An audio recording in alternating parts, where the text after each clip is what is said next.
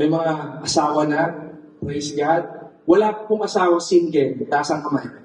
Kaya, daming single. Single, double. Okay, dami ha. Okay. Now, natuwa lang ako kasi nga, is that I didn't expect na sa generation na to, kasi nga, sabi ko kanina, di ba, ang dami po namin na nakaunselan. Yung relationship po nila is struggling. May isa akong kaibigan, kakapakasal niya lang.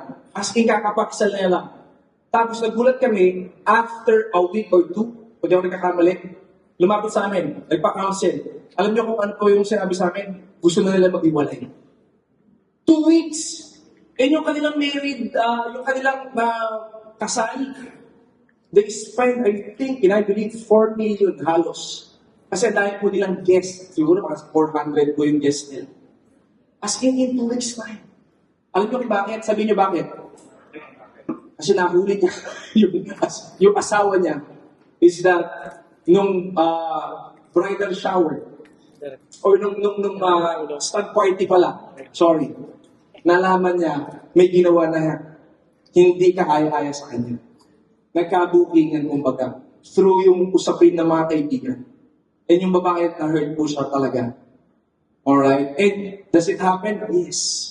Many times. Kaya nga po today, I'm just so excited sa pag-uusapan natin a story wherein a couple that is somehow before the manger, sila po ay nag-function through obedience and trust with God. The big idea here is that Christmas did not begin in celebration or gifts. Alright? It began with a surrendered yes to God. So today, pag-usapan po natin, walang iba, kundi si Joseph and Mary. See, in Matthew chapter 1, verse 18 to 19, basahin na po natin, sabi dito, this is how the birth of Jesus, the Messiah, came about. His mother Mary was pledged. Yung word na pledge po niyan, in ESV version, ang tawag po doon is betrothed. Sabihin natin, betrothed. Sino dito alam yung betrothed? Sige, lapit. Very good, ha? Yung betrothed po, ibig sabihin yan, you are legally, okay? Legally po, na ikaw po ay in covenant na. In Jewish time, para po alam po natin, sa kanila po, yung pagka-privilege ka, basically, hindi pa sila magkasama, okay? Di pa po sila sa isang bahay, sila po ay legally in covenant na. So, para magkasawa na rin. You just see the reality that all of us, tama? Pag nakita mo, somehow, yung asawa mo buntis, anong magiging reaction mo? Or, sabihin na lang natin, hindi na buntis. Something came up into your life na hindi mo in-expect. Something that happened to you this year that you don't expected na nangyayari somehow. Nakakainis. Ano yung magiging reaction mo? Joseph, tingnan nyo ito mabuti, balik natin. I want you to see this very carefully. Joseph, her husband, was faithful to the law. Ano po yung law na sinasabi dito? During their time, ito po yung Torah. Alright? The Pentateuch. So, sa law po nila, may 5 books lamang po nung time po na yon. And si Joseph, he is very much faithful to God. Ibig sabihin, meron po siyang personal relationship sa Panginoon. And the reality is, dahil po sobrang strict nung time po nila Joseph and Mary, pag ikaw po buntis, wala na. Either hihiwalayan ka na or merong isa pa according to Deuteronomy. Kasi po yung 5 books po na yun, Genesis, Exodus, Leviticus, Numbers, and Deuteronomy. Pasok sa Deuteronomy. Ano ba yung nasasabi sa Deuteronomy? Basahin natin. Sabi sa Deuteronomy chapter 22, 23-24 is this: if a man happens to meet in a town a virgin pledged or betrothed to be married and he sleeps with her, you shall take both of them to the gate of that town and stone them to death. Nakita niyo yung weight during their time? Kung tutuusin, nakita ni Joseph si Mary, buntis, stone to death yun. Pwede ba? Yes. Now, sabi dito, The young woman because she was in the town and did not scream for help, and the man because they violated another man's wife, you must purge the evil from among you. Now, ano po yung naging option ni Joseph? Ito po, meron siyang tatlong option actually, kung tutuusin. Si Joseph had three legal options. Number one, public accusation.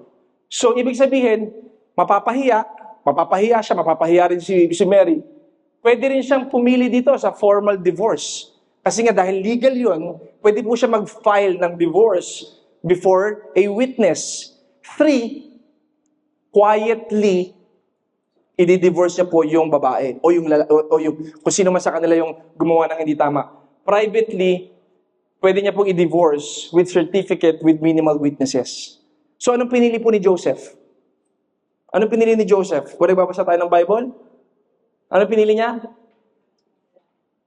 Quietly divorce si Mary. Supposedly. Basahin natin. Balik tayo. Balik lang tayo sa dito. He had in mind to divorce her quietly. Bakit? It's because Joseph has this personal relationship with God.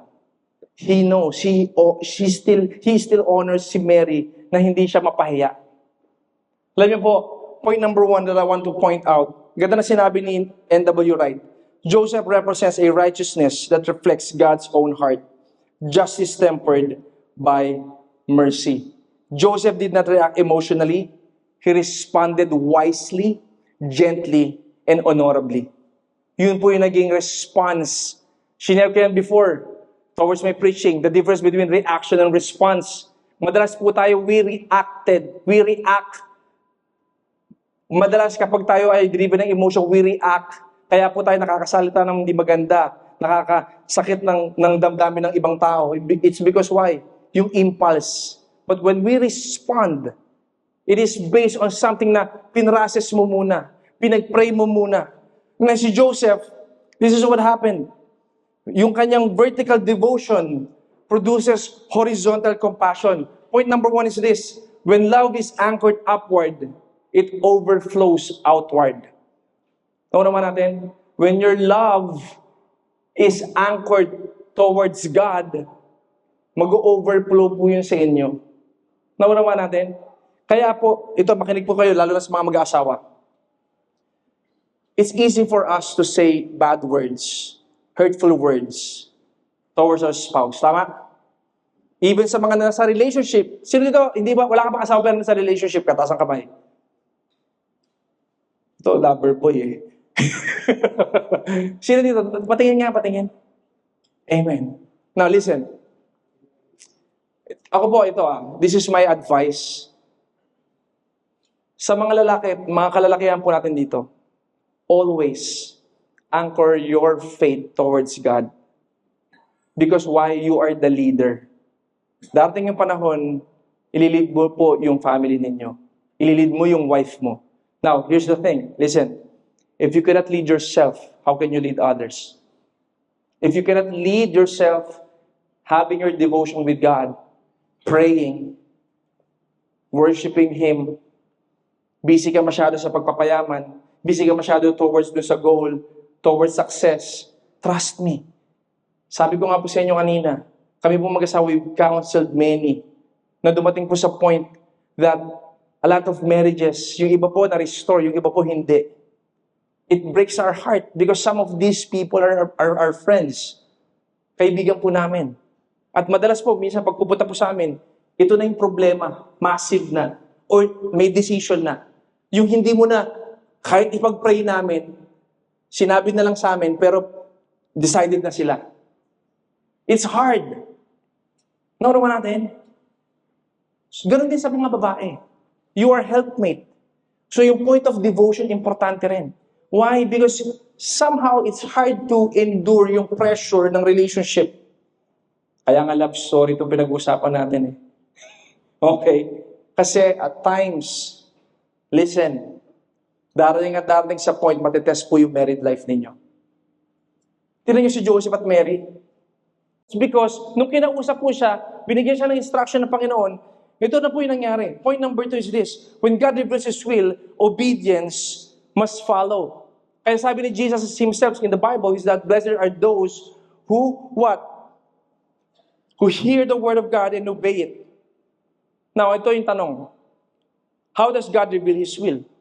Paano po ba nire-reveal ng Panginoon yung will niya sa isang tao? Sino dito tanong mo yan? Taas ang kamay. Paano ba yun? Paano ba nire-reveal ni God yung will niya nga sa akin? Actually, hindi ko alam yung will ni Lord sa akin eh. Sino dito alam mo yung will ni Lord sa'yo? Amen. Now, paano po ba malaman yung will ng Lord? Kailangan niyo po munang malaman kung ano yung guardrails. Ano po yung guardrail? Ito. If it is something that contradicts the scripture, it is not God's will. Example. A lot of people somehow talk to me in regards to this matter. Okay lang ba na mag-live-in kahit hindi pa kami kasal? Kasi point ko, gusto ko malaman kung compatible kami. May isang nagsabi sa akin, naalala ko dati, naalala ko bigla. Feeling niya, God's will niya to. Kaya sila magsasama na kahit hindi pa sila kasal. Is it God's will or not? Is it God's will or not? Why? It's because it's not in the Bible. Tama ba? So it's easy to say na will ni Lord to. Tanong, align ba yun sa salita ng Panginoon? O hindi? How many times you failed? It's because it's not aligned to the will of God. It's not aligned to the scripture. How many times? How many times you have decided on something because yung impulse, because of the desire, and yet alam mo sa sarili mo, hindi yun nakaakibat sa salita ng Panginoon. That's why reading the Bible is very important. Listen to me. Guys, sa church po, I always encourage this. We read our Bibles. If you can, old school way. Ako po, old school way. I have my Bible with me. Dati nung nag-start ako, nasanay ako sa Bible app, which is good. Kung some of you, Bible app, it's okay. But I go old school. Nakaka-ilang Bible na po ako. Nilalagyan ko ng mark. Pagkatapos ko po yun, bibili ako ng bago. Why? Because God always speaks to us through His Word. Gusto mong malaman yung will ni Lord? Sino dito gusto mong malaman yung will ni Lord? You read your Bible. Amen? Now, how can we know God's will? Now, notice, si Joseph po, kinausap siya through a dream. Si Mary, kinausap po siya by Angel Gabriel showing up dun po sa harapan niya. I'll show you. Tignan po natin dito. Let's go to Luke chapter 1 verse 26 to 31. Tignan natin quickly. In the 6th month of Elizabeth's pregnancy, God sent the angel Gabriel to Nazareth, a town in Galilee, to a virgin pledged to be married to a man named Joseph, a descendant of David. The virgin's name was Mary. The angel went to her and said, "Greetings, you who are highly favored. The Lord is with you." Mary was greatly troubled at his words and wondered what kind of greeting this might be. But the angel said to her, "Do not be afraid, Mary, you have found favor with God. You will conceive and give birth to a son, and you will call him Jesus." Same thing. God gave a revelation and a point of instruction. Papangalanan nyo yan, ang pangalan niyan, Jesus. Kaya po sa relationship, makinig po kayo mabuti. Tayo po, as we live our lives every single day, importante po na nagtatanong tayo sa Panginoon. Question, do you even ask God kung ano yung next mo? Kung ano yung plano niya? Kung anong direction mo ngayong taon na to? Do you even ask God? Or do you just ask God pag nangyari na yung bagay na hindi mo inaasahan?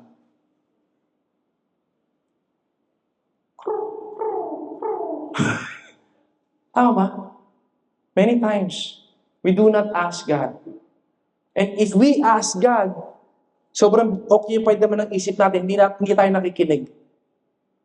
See, God speaks to us in different kinds of ways. Notice, si Joseph, through a dream. Si Mary, through what? Nag-show up po si Angel Gabriel. Anong point ko? Ba't ko sinasabi to? God knows us individually. Alam niya kung saan siya, yung point na paano kanya kakausapin. Tanong, paano po ba tayo kinakausap ng Panginoon? I'll show you 5 ways. so that you would know. Sabi dito, number 1 is this, through His Word, through the Scripture. Makikita po natin dyan yung mga verses, 2 Timothy 3, 16, 17, Hebrews 4, Psalms 119. Second, through the Holy Spirit. May prompting, may impression, may point of conviction. Kaya pansinin mo, may bagay na gagawin ka, parang akala mo yung konsensya yun. No, it's God convicting you. The Holy Spirit convict you not to do that anymore. Naman natin, God speaks to us through these things. John 16, Romans 8:16, Galatians 5:16. Ano pa? Through godly counsel and community of believers. Kaya maganda po, meron po ikaw na nagme-mentor din sa'yo, may nagdi-disciple sa'yo, or you are belonging to a community. Bakit? It's because God speaks to us through other people, through other believers. Tama ba? Alam mo, this very age, minsan we just function dun sa point ng belief natin na, hindi, okay na ako mag-isa. Hindi kasi introvert ako eh. Hindi kasi ganito ako eh. Hindi, okay na ako and all. Pero pansinin mo, habang tumatagal, kinakain ka ng sistema. Tama ba? Nalulungkot ka, nadidepress ka, nag-overthink ka, na di mo alam gagawin mo. You know you need help. But because yung pride kicks in, you don't want to talk to people. Because bakit? May trust issues ka. Imagine niyo, si Joseph, kung may trust issue, malamang nagalit yung kay Mary kagad, tama? And madalas, ganun tayo sa relationship, right? If we have trust issues, unang reaction mo, dahil may trust issues ka, magagalit ka. Or makakasalita ka ng di maganda. Listen to me. Men, I'll be very bold about this. Huwag natin practicein nagmumurahan po tayo sa relationship. Do you agree? Don't practice that. Huwag mong practicein that you curse lalaki, you curse a woman. Babae, you curse your husband or you curse someone. Kami po ng wife ko, when we are starting in our relationship, siya po kasi lumaki siya sa US, so English yung kanya. F you, English, social. Sa akin, Tagalog. Ay! Sanay kami, yung buka ng pipig namin, lahat ng salita namin, point of conversation namin, may mura. Ewan ko sa inyo dito, but kami po, ganun kami dalawa. Ganun ako na-mold through time. Ganun din siya na-mold sa culture nila sa US through time. And when we started in our relationship, napansin ko, para kami nag-flip top. Antindi. And I came to realize, it's not healthy. It's not good. Kaya yung point of culture, importante rin sa isang relationship. Sabi ko sa kanya, if we are going to continue sa relationship, let us not practice saying bad words to one another. Lalo na pa nag-aaway. Tama, pa nag-aaway, wala na yan. Kaya kayo minsan nagkakainitan lalo kasi bakit? Gusto ng isa't isa, masaktan mo yung tao. Kasi nasaktan kayo, nainis ka eh. So na-trigger ka, babawi ka, tama? Sasabihin mo yung bagay na ayaw niyang marinig. So huwag yung practicing, create a culture wherein it honors God. Tama ba? Amen po ba? See, kaya importante po, meron po tayong community rin of believers. Meron tayong mga tao nagka-counsel po sa atin. Huwag po kayong mahihiya, lumapit, tumawag, kung sino man po yung pinagkakatiwalaan ninyo. Fourth, through circumstances. Revelation chapter 3:7, Acts 16:6-7, Romans 8:28. And lastly, through prayer. Tanong, kamusta prayer life mo, kapatid? How's your prayer life? Ako po, way back, when I started to become a pastor, I thought I have a strong prayer life.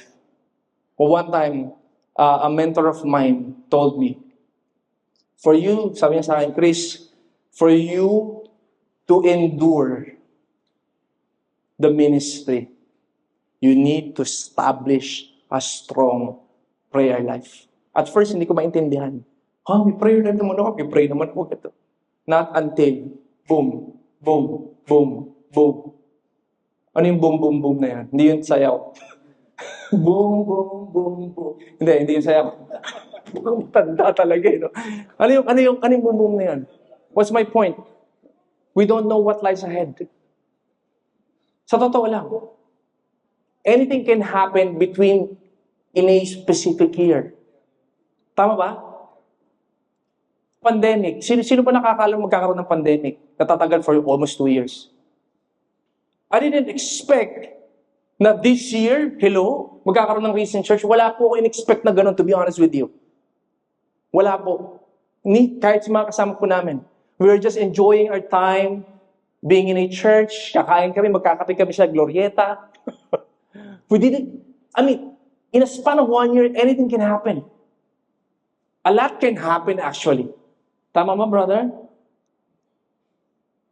So, tanong, ready ka ba sa mga pwedeng mangyari sa buhay mo, whether good or bad? Whether success or being tested. Minsan nga kahit success pag wala kang prayer life, listen, yayabang ka. Magiging entitled ka. Magugulat kami mga tao nagbibigay na ng opinion sa'yo or feedback sa'yo dahil na-observe ko ano ginagawa mo. Nag-iba ka. Bakit? Kasi prayer is our means of communicating to God that makes us humble. Kaya pansinin mo, when you pray, kung makikita natin yung point ng prayer, lagi nakaluhod, may ganito. It's because of that point of humility. Kaya kapatid, I want to encourage you, establish a strong prayer life sa buhay po ninyo. A lot can happen. Actually, I saw a post recently, I don't know, marami naman talaga pwedeng lumabas. The 2026 daw will be a point of wars and another point of another parang pandemic and all. I don't know if it is true. But my point is this. Ngayon pa lang, establish a strong prayer life. Na no matter what lies ahead, ano man dumating, pagsubok sa relationship mo, sa buhay mo, matatag ka. Amen? Joseph has this point of intimacy with God. God does not reveal His will just for information. He reveals it because He wants transformation in you. Naunawa natin? Hindi natin, para bang ganito, makikita mo kumuha ka ng saging, pagkita mo ng saging, alam mong saging, dilaw, may balat. Pero pag tinalupan mo yan, yun pala talaga yung saging. Kasi bakit? Pag kinain mo, sarap saging nga. Ganon din. When you seek God, kaya sabi sa Bible, seek me first His kingdom and righteousness, everything will be added. At times we think yung added lagi is all about financial blessing and all. But no, so many things din. Yung revelation ng Lord in terms of that added. You'll gain wisdom. Sometimes ikaw mismo na nalalakaran mo yung point of calling mo sa Panginoon. Because why? You are seeking Him first. His kingdom and His righteousness. Tuloy tayo. Sabi nito, verse 22 in Matthew chapter 1, verse 22, all this took place to fulfill what the Lord had said through the prophet. The virgin will conceive and give birth to a son, and they will call him Emmanuel, which means God with us. Sino po yung prophet na to? It's Isaiah. When Joseph woke up, he did what the angel of the Lord had commanded him and took Mary home as his wife. But he did not consummate their marriage until she gave birth to a son. And he gave him the name Jesus. Sumunod po sila sa Panginoon. Joseph and Mary followed the angel's instruction. When Mary gave birth, they named him Jesus. We all know the story, the nativity story. Nagbigay po kasi inyo ng ibang angle today all about Joseph and Mary. That before the nativity or before the manger, may dalawang tao pong sumunod sa Panginoon. They said yes to God in obedience, in sacrificial love, and in trust. Anong point ko? Ba't ko sinasabi to?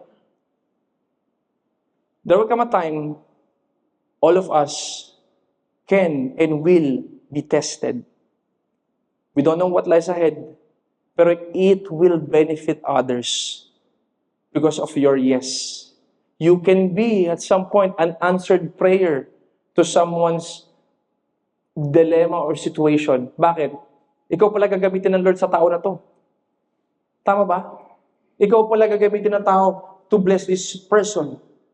Ikaw pala gagamitin ng Lord to expand His kingdom, to reach for the young ones, to reach the marketplace. I don't know.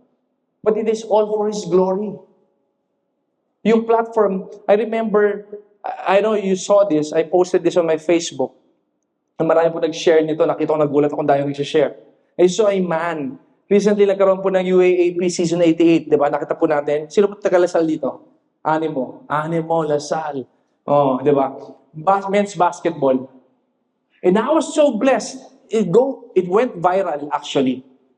This guy, yung MVP, finance MVP, si Michael Phillips. Tama ba? Ano kay ko? Yung name, no? Man, I saw all his interviews. Sa iba-ibang platform. Wala siyang, alam mo, ibang ginawa kundi i-exalt lang si Jesus. Nakita nyo? Who did? God did. Even his teammates, ini-encourage niya. Nakita niyo ba yun? Hindi lang siya, ha? Yung mga teammates niya, they know. Who did? God did. And siya yung boldness in live television, hindi yun biro. Di ba? For sure. Opportunity ng bawat isa sa atin. Minsan, pag binigyan tayo ng platform, di ba? Tendency natin, talagang sarili natin. Pero itong tao na to, even sa ibang niyang interviews na panood ko, he just exalted Jesus. He even quoted verses in the Bible. Kulang na lang magpatanggap sa live television sa interview. What's my point? If God gives you a platform or an opportunity, use it for His glory. Kasi alam mo sa sarili mo, ikaw galing ka rin sa brokenness na binago ka ng Panginoon. Kaya kanina po, some point, it just feels so, alam mo yung point of me, just want to worship God here. Kahit di na ako mag-preach. Kasi yun yung sweetness ng presensya ng Panginoon. I've been in so many rough roads and valleys and dami. And it's not easy. And I saw how God worked in my life in so many ways. And I know you know this. Sa sarili mo. Tama? Sino dito, alam mo lang sa sarili mo, ang daming beses si Lord kumilos sa buhay mo. To a point you want to give up, yet you are here. Taas ang kamay. Amen. Madami sa atin dito. That point of brokenness, yet you know God. We think minsan, yung silence ni God is somehow absence niya din. Sino dito naramdaman mo na yun sa buhay mo? Na parang nagpe-pray ka pero parang tahimik. Parang, Lord, kasama ba kita? Ba't ganito pa rin yung sitwasyon ko? Ba't parang wala nagbabago? Who amongst you here experienced that? Napakiramdam mo, nung nasa point na parang down na down ka, hirap ka, parang ang tahimik ni God. Sino dito nakaranas ng ganun? It's like God is silent. But you know what? He is not absent. Lahat naman tayo dito, dumaan ng high school, tama? Imagine, remember, pag panahon ng exam natin, yung professor, anong gagawin? Papasok. Tapos, ilalagay yung test paper. Anong gagawin? Upo. Class. Let's begin. Maingay, tahimik. Bakit? Dahil may exam. Many times, listen, you're in a point of testing. That's why God, times, is silent. He is looking for your response in that specific situation. Ano naman natin? Kaya the Bible says, God is testing our faith if it is genuine. Nandito ka ba sa church because nandito yung crush mo?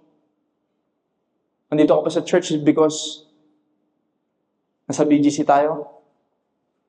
Or nandito ka sa church because you just want to get closer to God and know Him more in your life as your Lord and Savior? The point of testing at times is silent. Just like Joseph.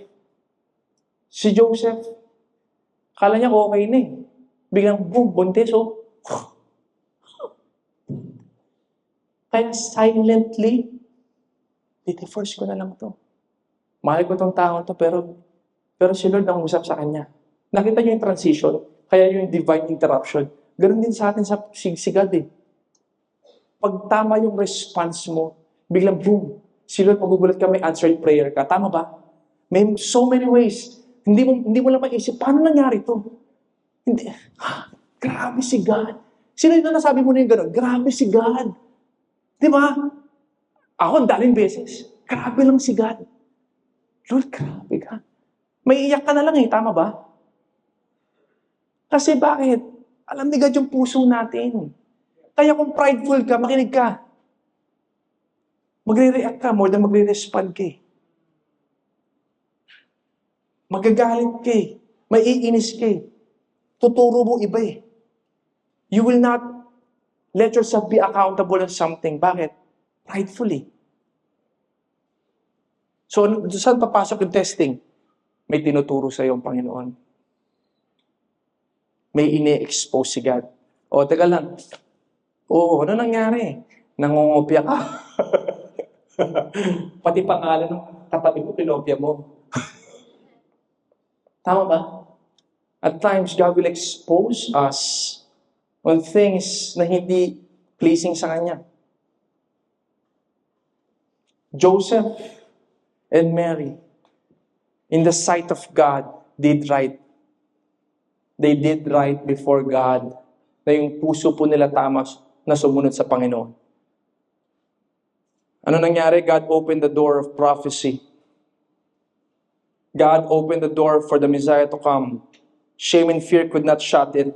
Joseph's obedience walked through the open door.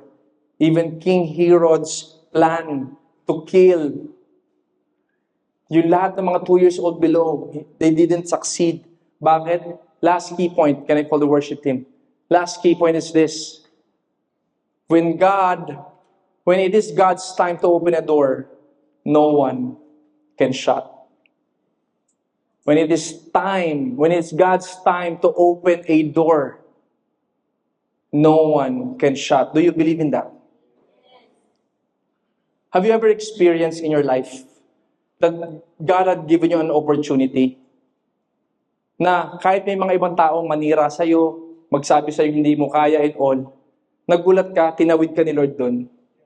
At nakita mo, na some point, God, grabe ka. Nasabi mo na naman yung word, grabe ka. Bakit? It's biblical. Ano sabi sa Revelations?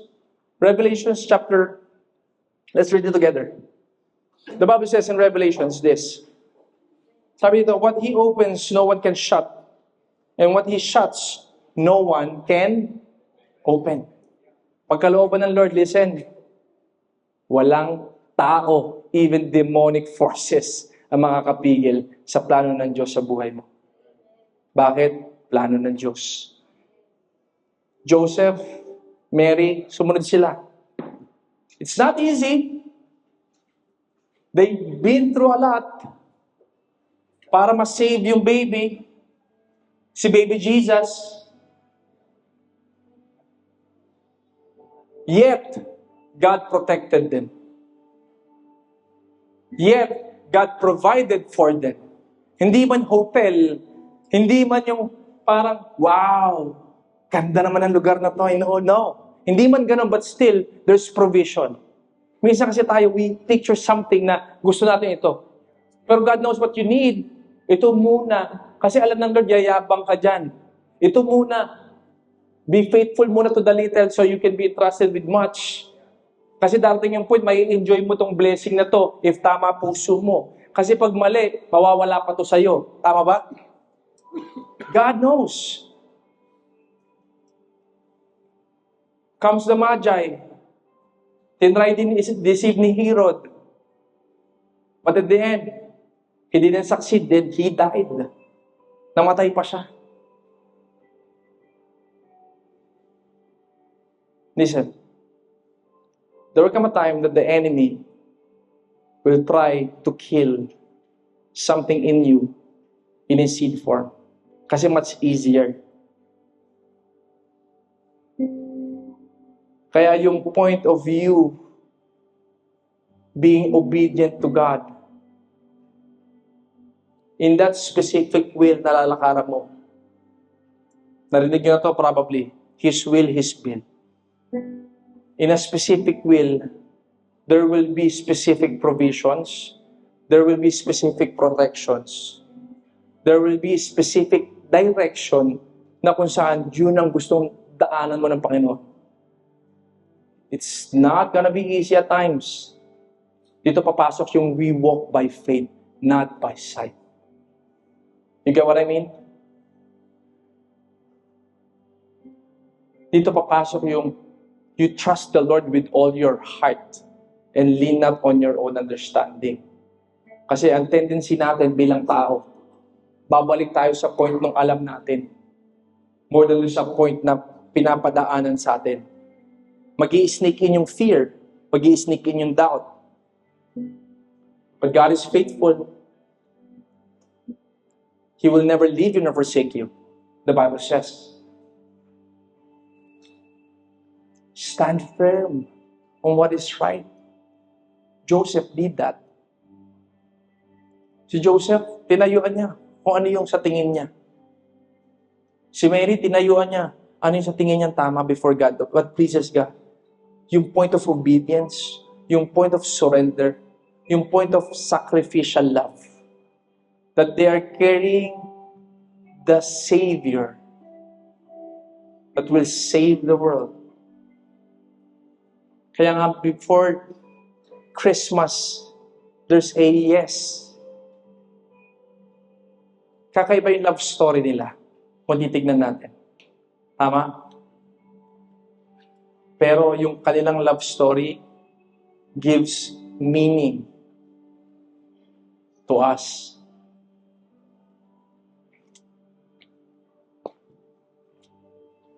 Galatians chapter 4, verse 4. I love this verse. But when the set time, sabihin natin time, had fully come, God sent His Son, born of a woman, born under the law. Ano ibig sabihin?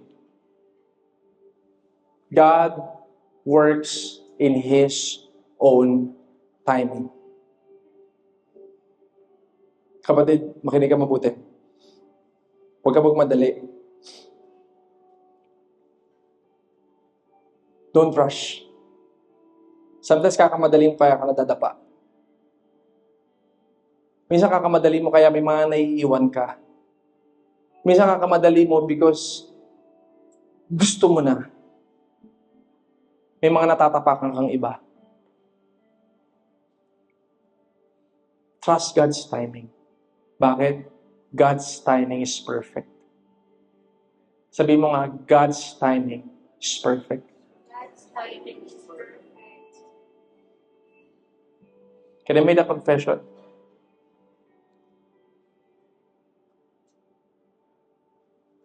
For 2 years, this is something God has allowed me to experience. For 2 years, hindi pa ako parang dadali na ba ako sa ospital? Ganda na nung ano ko eh. Segway ko. Akala ko live, ano na eh. Wala na eh. Direct, take 2. Take 2 direct. Okay. Then for 2 years, God allowed me to be in a season of obscurity. Alam niyo yung obscurity season? Sila dito dumaan ka na, alam mo lang sa sarili mo, in a season of obscurity. It's like you feeling empty, don't know where to go, what to do. Just being still and know that He is God. For 2 years I've been there. And I know what I'm trying to say to each and every one of you. Because I've experienced it. Many times, when I'm alone, I don't know what to do. Ha? Talaga ba? Eh, Pastor Chris, pastor ka na, di ba? Ganito. Yeah.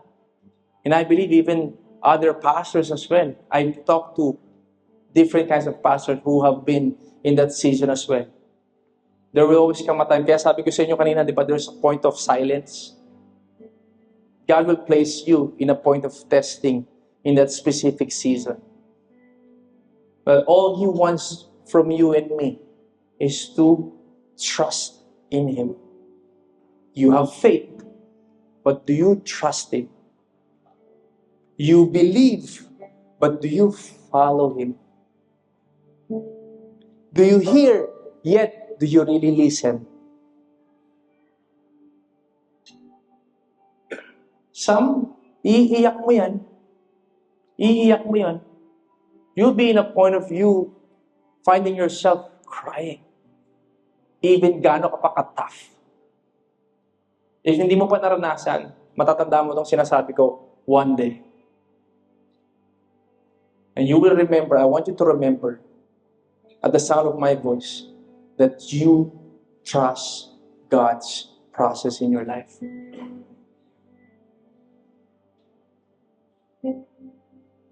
Hirap malaman yung timing ni Lord. Pero as long as you're in His face of grace,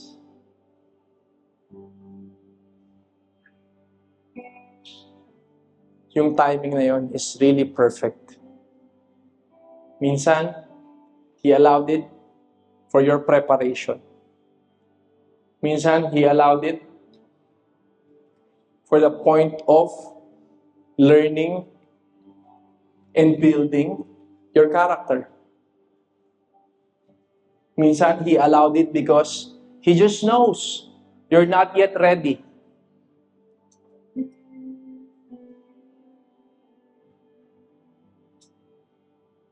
I don't know what is God asking you today. What yes na pagkakatawag sa iyo ni Lord? Or bagay na nilalagay ni Lord sa heart mo? I don't know if you are in a situation right now, magpapasko. Grabe lang yung pinagdadaanan ko. Nahanap ko kayo na isa akong kaibigan na wala dito. Sinabi ko naman sa kanya to. Tumawag sa akin isa akong kaibigan mag-asawa who are attending our church. Dumating sa point this week, gulat sila. Na-scam sila. Yung bagay na pinag-ipunan nila para sa takdang panahon ng Paskong ito, makapag-celebrate sila. Because of one call. I don't know if meron nang tumawag sa inyo. Sinasabi nila sa national ID sila. Sabi nung tumawag sa nila, sa national ID po kami, pwede po ba namin kunin information nyo? Yung wife, dahil nga wala pa yung ID niya, binigay lang ng information. After they gave the information, all of a sudden, after how many hours, boom! Gulat sila, nag-notify sa kanila yung bangko at yung GCash nila, simot yung laman. Both GCash and yung kanilang bank account. Message sa akin, brother, nag-open up sa akin, kinausap ko, nag-usap kami. Sobrang down nila. They don't know how to spend Christmas. And sakto tong topic, shinare ko na sa kanya in advance. About yung response, about yung trust kay God, na mababalik yan, babalik ni Lord yan, God will do something about it and all. It's not easy minsan marinig di ba, pag ikaw yung nasa point ng situation. But I believe, I just so believe, God will do something sa kanila, sa breakthrough nila, and so goes with you. I don't know what you are going through, or been through, as we transition sa 2026. Are you ready to follow God this 2026? Taas ang kamay, lahat ng ready. Thank you, Jesus. Can we close our eyes and bow our heads?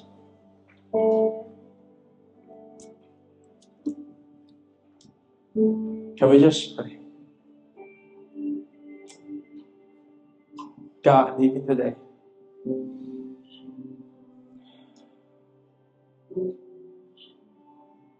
if there's anything in us, even sa oras na to, hindi pa namin completely nabibigay yung mga yes before you because may mga pinangahawakan pa kami. God, huwag mo itong galawin. Please, let me do something about this. Let me be in control of this. I know what I'm doing. But God is asking you, anak, ibigay mo sa akin yan. I-give up mo sa akin yan. Or probably for some, you are in a situation wherein God is speaking in your heart na itigil mo muna tong ginagawa mo. I don't know if it is a point of relationship that doesn't glorify God. I don't know if this is a point of your stance towards sa tinatahak mong landas and God is telling you, anak, balik. You're having a hard time to say yes to God because desire mo to eh. Gusto mo to. Probably some of you, God is speaking to your heart right now that He requires your yes to just fully surrender your life to Him. Na, sinasabi sa'yo ng Lord, anak, this time around, let me be in full control. Let me be in full control. Allow me to be the driver of your life. Be a passenger. So many times, ikaw nagmamaneho, ang dami mo ng binangga. Ilang beses ka nang nabangga. This time around, God wants you to just be in full trust and surrender to Him.